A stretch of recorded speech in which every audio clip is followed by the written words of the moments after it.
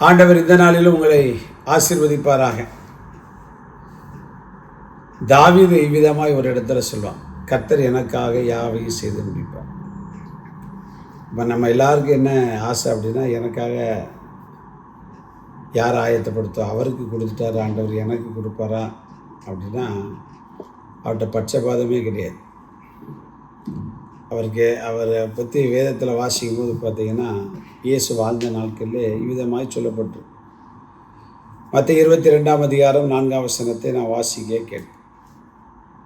அப்பொழுது அவன் வேறு ஊழியக்காரரை அழைத்து, நீங்கள் போய், இதோ என் விருந்தை ஆயத்தம் பண்ணினேன், என் எருதுகளும் கொழுத்த ஜந்துக்களும் அடிக்கப்பட்டது, எல்லாம் ஆயத்தமாய் இருக்கிறது, கல்யாணத்திற்கு வாருங்கள் என்று அழைக்கப்பட்டவர்களுக்கு சொல்லுங்கள் என்று அனுப்பினார். பார்த்தீங்களா, நம்முடைய ஆண்டவர் ஒவ்வொரு விதத்தில் தன்னை அவர் வெளிப்படுத்துகிறது பைபிள் வாசிக்கும். உலக பிரகாரமாய் பார்க்கும்போது கல்யாண வீட்டுக்கும் கூட்டா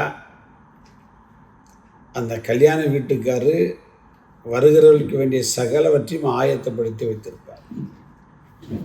ஆண்டவர் நம்மை பரலோக ராஜ்யத்துக்கு வாங்க அப்படின்னு அழைச்சிருக்கிறார். அதனால தான் ரட்சித்தார், அபிஷேகித்தார். இந்த அனுதின கண்மத்தை நீச்ச கேட்ட அருமையான தேவனுடைய பிள்ளைகளே, நமக்காக எல்லாவற்றையும் கர்த்தர் ஆயத்தப்படுத்தி வச்சுட்டு தான் கூப்பிடுது. அதைத்தான் இந்த வசனம், எனக்கு ஆண்டவர் அதை தர மாட்டேங்காரு, இதை தர மாட்டேங்காரு, இது கிடைக்க மாட்டேங்க, அது இப்படியே புலம்புறதே நம்முடைய வேலை.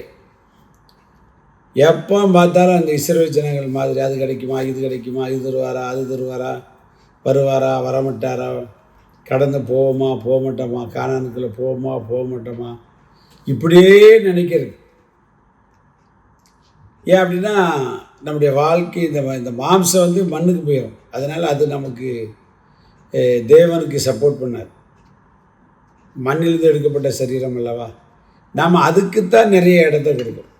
கர்த்தர் நமக்கு வச்சுருக்கார் அப்படிங்கிற நம்பிக்கை இல்லாமல் போகிறது. இங்கே விருந்துக்கு வானா அவர் எதுக்கு கூட எல்லாம் ஆயத்தமாக இருக்குது. அப்போ நம்ம என்னைக்கு அழைத்தாரோ ரட்சித்தாரோ அன்றைக்கே தேவன் நமக்கு உரிய எல்லா ஆசீர்வாதங்களும் என்ன செய்தார், ரெடியாக வச்சுருக்காரு. அதை நம்புறதுக்கு தான் நமக்கு முடியாமல் போகுது. இதான் கண்ணில் காட்டுறதெல்லாம் கிடையாது. கர்த்தர் வச்சிருக்கிறார். வேத வசனத்தின் மூலமாக நம்ம அதை புரிந்து கொள்ள முடியும். கர்த்தரை நம்புகிறவர்களை செழிப்பார்கள். இதை விட வேறு என்ன வேணும் நமக்கு? அவர் ஆயத்தப்படுத்தி வச்சுருந்தா தானே நம்ம செழிக்க முடியும். பவுல் தன் நிருபத்தை அதை எழுதுகிறார் பாருங்க. வாசிக்கப்போ 1 கொரிந்தியர் 2ஆம் அதிகாரம் 9ஆம் வசனத்தை வாசிக்கப்போம். எழுதியிருக்கிறபடி தேவன் தங்கள் அன்பு கூறுகிறவர்களுக்கு ஆயத்த பண்ணினவைகளை கண் காணவும் இல்லை, காது கேட்கவும் இல்லை, அவைகள் மனுஷனுடைய இருதயத்தில் தோன்றவும் இல்லை. தெளிவாக எழுதுறாரு. அவரிடத்தில் அன்பு கூறுகளுக்கு ஏற்படுத்தின கண் காணலை, காது கேட்கலை, இருதயத்தில் தோன்றலை. பிற என்ன வேணும்?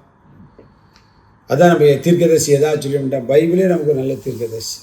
அவர் நல்ல எல்லாவற்றையும் சொல்லி வச்சுருக்கார். நான் உன்னை ஆசீர்வதிப்பேன், உயர்த்துவேன், மேன்மைப்படுத்துவேன், விடுவிப்பேன், தப்புவிப்பேன், சிறகளை மூடிக்கொள்வேன், உனக்கு விரோதமாக வருகிற ஏறு வழியாக ஓடிப்பேன், என்னென்ன சொல்லணுமோ சொல்லி. இதை விட என்ன தீர்க்குது? அதை நம்பாமல் தான் இன்றைக்கி யாராவது ஏதாவது சொல்லுவாங்களா, அவர் சொல்லிட மாட்டாரா, இவர் சொல்லிட மாட்டாரா? இயேசுநாதர் குறி சொல்லுகிறவர்லாம் இல்லை. வாக்கு பண்ணினவர், வாக்கு மாறாதவர். இந்த கர்மத்தை நிகழ்ச்சியை கேட்ட அருமையானவர் எல்லாம் ஆயத்தமாக இருக்குது. வேலை ஆயத்தமாக இருக்குது, திருமணம் ஆயத்தமாக இருக்குது, குழந்தை பாக்கியம் ஆயத்தமாக இருக்குது, மேன்மை ஆயத்தப்படுத்தி வச்சுருக்கு. எல்லாத்தையும் அப்பப்போ என்னென்ன கொடுக்கணும். இஸ்ரவேல் ஜனங்கள் பார்த்தீங்களா, ஏலியும் அந்த மாறாவுக்கு வரும் பார்த்திங்கன்னா கசப்பாக இருக்குங்க. அதை மதுரமாக மாற்றுவாருக்கு. அவர் எப்போவும் ஒரு மரத்தை வச்சுருக்கார், ரெடி பண்ணி வச்சுக்கிட்டு தான் கூப்பிடுவார்.